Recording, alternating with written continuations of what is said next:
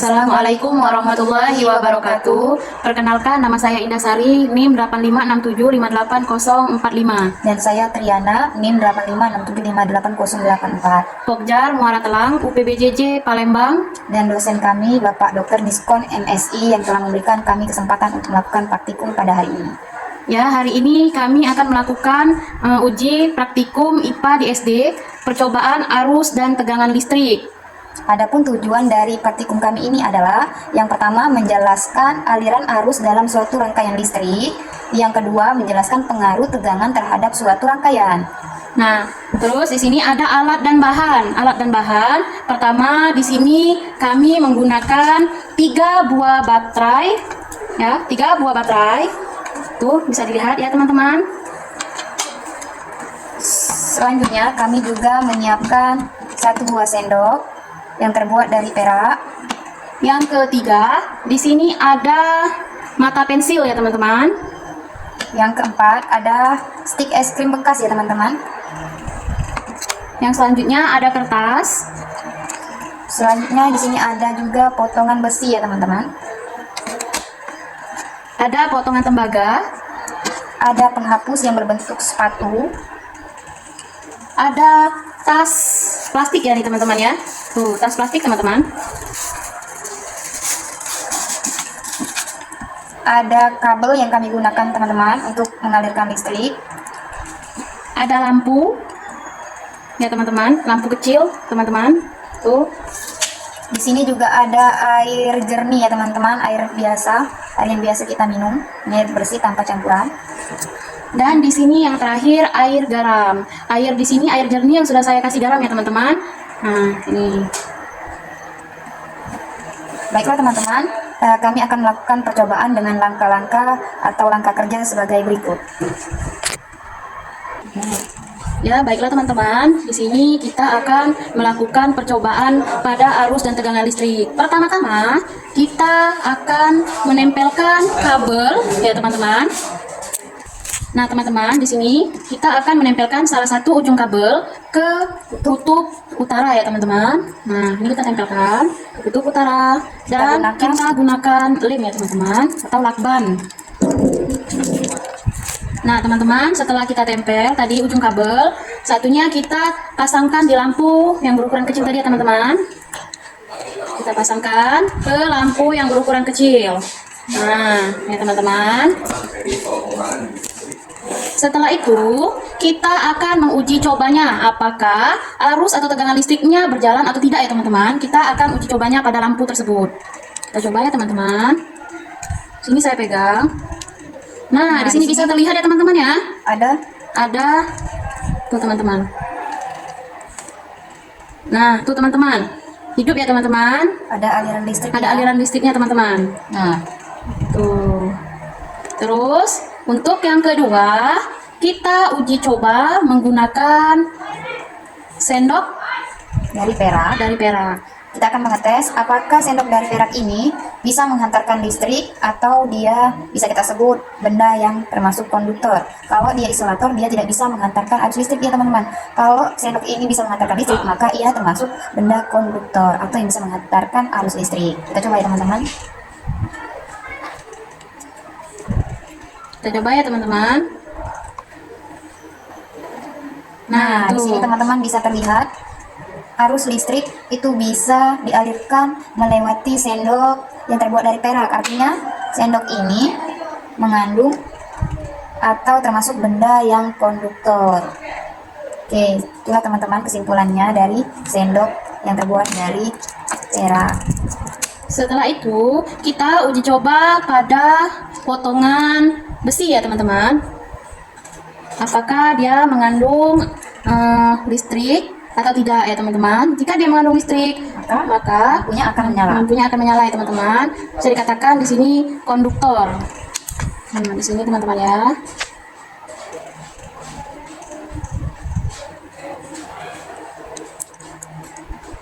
Nah, tuh hidup ya teman-teman ya. Tapi, nah tuh hidup teman-teman. Nah, ya hidup teman-teman lampunya. Dia mengandung aluran listrik, konduktor ya teman-teman. Jadi besi atau potongan besi ini mengandung atau menjadi salah satu benda penghantar listrik atau bisa disebut konduktor.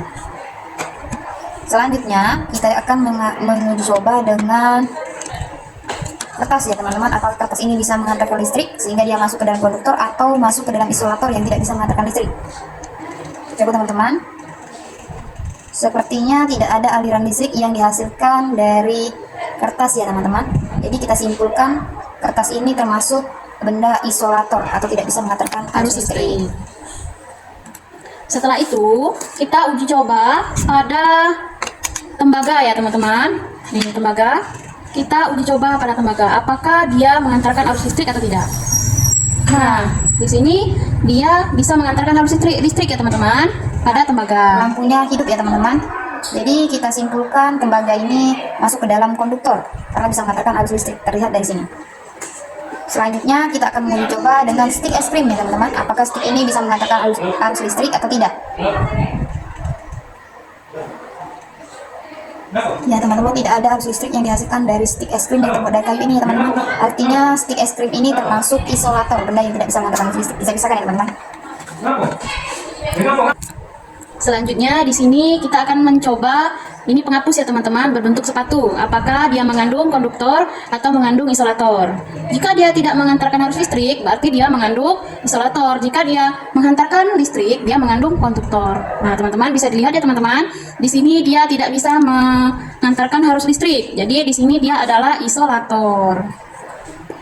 Selanjutnya kita akan menggunakan pensil untuk mengetahui apakah pensil bisa menghantarkan arus listrik atau konduktor ataupun tidak. Biasa kita sebut dengan isolator. Kita periksa ya teman-teman. Nah teman-teman, di sini pensil bisa membantu menghantarkan arus listrik. Jadi pensil kita simpulkan termasuk konduktor. Selanjutnya ada tas plastik ya teman-teman. Apakah dia mengandung arus listrik, konduktor ataupun tidak mengandung arus listrik ataupun isolator? Kita coba ya teman-teman. Nah, di sini dia tidak mengandung alur listrik ya teman-teman. Nah, di sini isolator.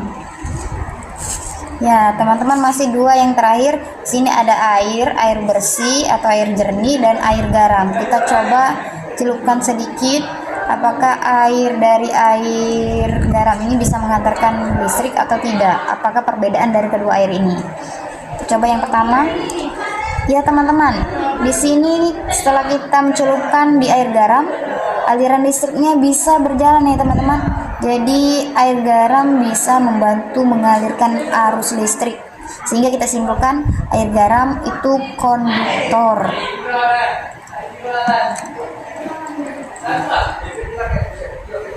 Setelah itu kita uji coba pada air jernih. Apakah dia mengandung konduktor atau isolator? Nah, tuh teman-teman, dia tidak mengandung di sini dia tidak mengandung konduktor ya teman-teman. Dia tidak hidup ya teman-teman. Jadi dia mengandung isolator ya teman-teman. Tuh. Ya teman-teman, dia tidak hidup ya teman-teman.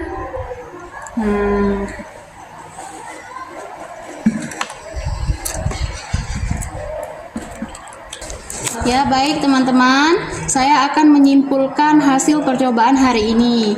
Hasil percobaan hari ini yang menghantarkan listrik disebut konduktor.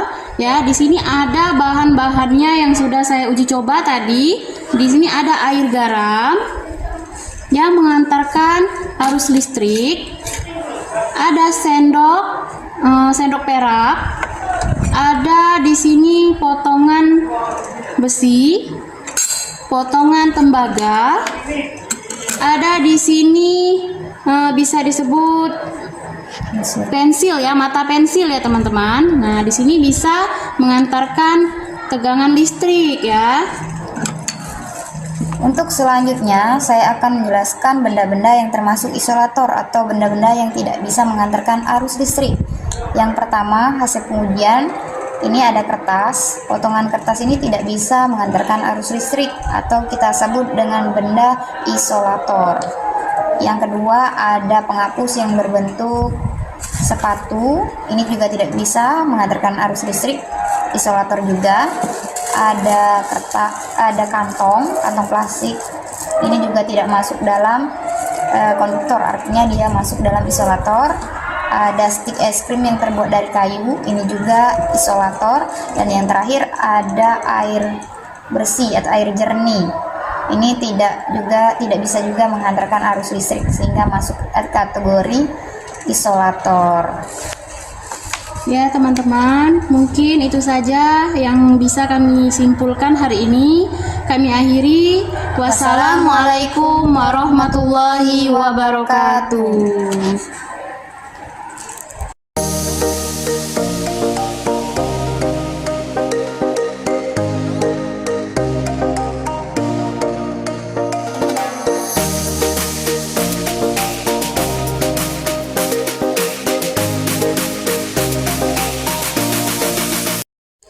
Assalamualaikum warahmatullahi wabarakatuh. Perkenalkan, nama saya Indah Sari, NIM 8567588045. Dan saya Triana 8567588084. Ya, Pokjar kami Muara Telang, UPBJJ Palembang. Dan dosen kami itu Bapak Dr. Niskon MSI. Nah, hari ini kami akan melakukan pengamatan pada magnet. Nah, judul percobaan kami di sini adalah bentuk medan magnet. Tujuan dari percobaan kami adalah untuk menunjukkan bentuk medan magnet sebuah magnet batang dengan bantuan dari serbuk-serbuk besi. Nah, dan juga adalah di sini ada alat dan bahan ya teman-teman. Alat dan bahan di sini ada. Nah, teman-teman, di sini alat dan bahannya saya menggunakan di sini ada besi ya. Ada serbuk besi juga di sini ya teman-teman. Jadi ada magnet, ada serbuk besi juga. Dan satu lagi ada sebuah kertas putih ya. Tuh.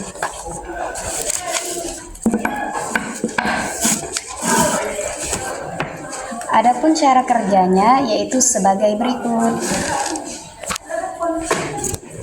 Pertama, kita letakkan sebuah magnet batang di atas meja.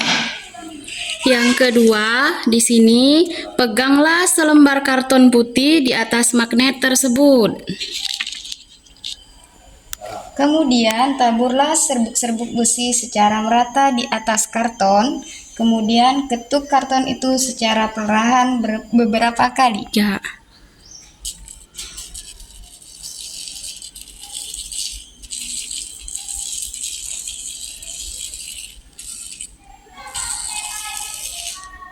Nah, bisa terlihat ya teman-teman, di sini serbuk besinya sudah dihamburkan di atas kertas putih, bisa terlihat. Kita ketuk ya teman-teman. Nah, inilah contoh bukti dari adanya medan magnet, di mana Ya. inilah yang membuktikan bahwa adanya medan magnet di bawah kertas akan menarik serbuk-serbuk besi ke arahnya. Lihat ya teman-teman, di sini serbuk besi yang ada di sekitar medan magnet itu terserap atau tertarik oleh magnet yang ada di bawah kertas. Terbukti ya teman-teman. Nah, lihat ya teman-teman, semua serbuk besinya itu terserap oleh medan magnet atau magnet yang ada di bawah kertas. Hasil percobaannya, di daerah sekitar kutub magnet, garis-garis yang dibentuk oleh serbuk besi rapat, sedangkan di bagian tengah magnet, garis-garis yang terbentuk oleh serbuk besi lebih renggang dibandingkan daerah sekitar kutub. Di sini terlihat ya teman-teman, kalau yang bagian tengah garisnya terputus-putus. Kalau di daerah kutubnya, kutub utara dan kutub selatan, itu serbuk besinya terbentuk dengan sangat rapat, membentuk garis persegi panjang. Nah, di sini baiklah teman-teman, kesimpulannya adalah walaupun gaya-gaya magnet yang terbentuk pada kutub-kutub magnet, gaya-gaya magnet tidak hanya berada pada kutub-kutubnya ya teman-teman. Gaya-gaya magnet juga timbul di sekitar magnet ini ya teman-teman. Tuh, walaupun tidak merapat ke magnetnya.